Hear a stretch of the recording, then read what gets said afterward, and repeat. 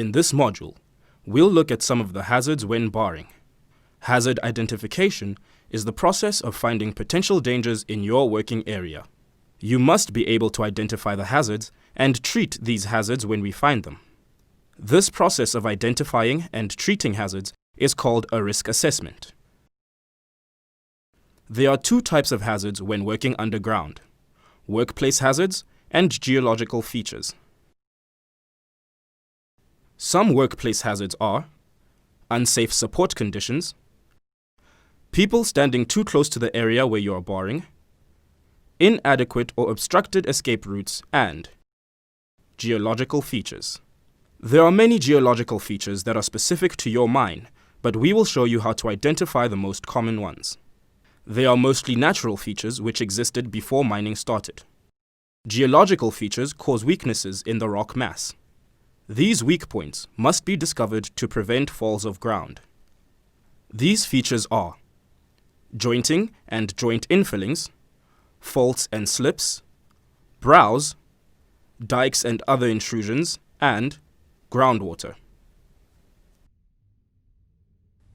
Joints and joint infillings. A joint is a break in the rock which separates the continuous rock mass. We often say that joints are planar features, which means that they are formed along a joint plane. There is no movement of rock on either side of a joint plane. Joint sets are groups of joints that have the same or similar dip and dip directions. Look at how these joints extend into the roof. Blocky ground is sometimes formed when joints intersect. When barring, look for loose blocks formed by joints and sound them to see if they need to be barred down. Joints sometimes have infillings like clay. Blocks with infillings are more likely to fall. Always bar these areas until they are solid. Faults or slips. A fault is a break in the rock mass that causes movement of the rocks along the fault plane.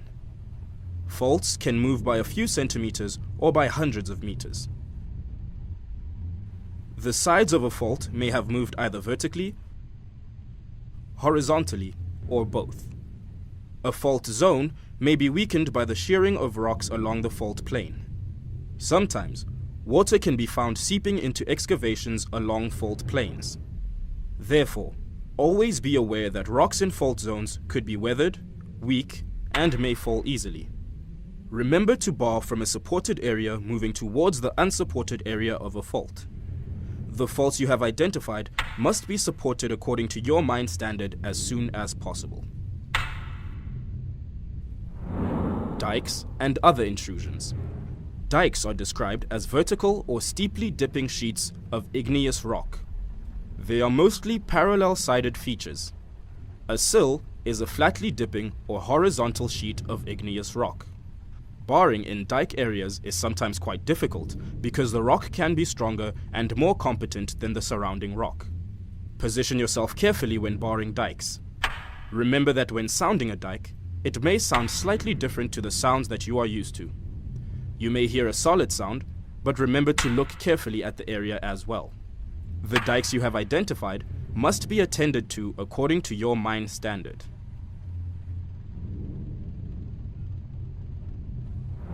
Brows.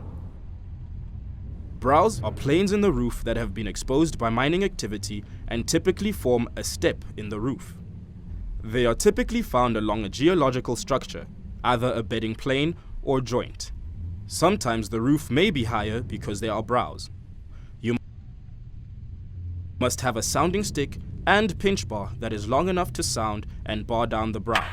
When barring large brows, position yourself out of the way where the large blocks may fall. Also, make sure that the brow can be safely barred down.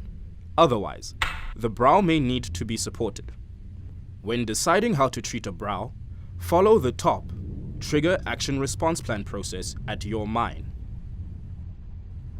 Groundwater. While mining, you may at times find groundwater flowing into your working area. This water may come from geological features such as fissures, faults, or surface. Water in the surrounding rock weakens the rock and makes it heavier, which could lead to falls of ground. Remember that when barring and sounding in areas with water, have a clear escape route and firm footing so that you don't slip while making safe. Water can corrode installed support and reduce cohesion between bedding planes within the rock mass. Be careful. These are the most common geological hazards, but remember, no matter what the condition, always work with all workplace and geological hazards in the same way.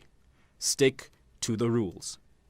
Use the 5 P's of safe barring and the tricks of the trade.